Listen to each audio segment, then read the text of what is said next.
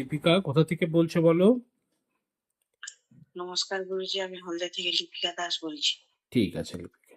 লিপিকা, দিলীপ এবং দীপিকা সব রয়েছে। আজকে আমরা অনলাইন কনসালটেন্সি করলাম। লিপিকা, সবচেয়ে বড় ব্যাপার যে বাড়িতে যে চপ এসেছে সেটা বলা এবং সেখানে 5 টাকা ফেব্রিকুইকে একটা কানেকশন হয়ে আছে সেটাকে তুলে ধরা এবং সরাসরি কর্মজগতের সাথে কি কি রিলেটেড হয়ে আছে এবং তোমার এক বোনের মানে তোমার এক রিলেটিভের নাম উল্লেখ করে বলে দেওয়া যে এই ব্যাপার এবং কার কি হয়ে আছে সেই ঘটনাটাকে উল্লেখ করা।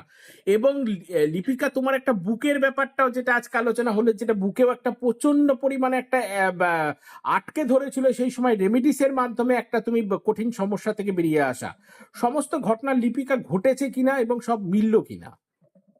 একদম একদম একদম একদম সত্যি বলেছো। সব সত্যি মানে গুরুজি যেটা বলে মানে সেটা তো মানে কি বলবো, আর বলার তো কথা নয়। গুরুজি নিজেই সেটাকে প্রতিকার করে দেয়।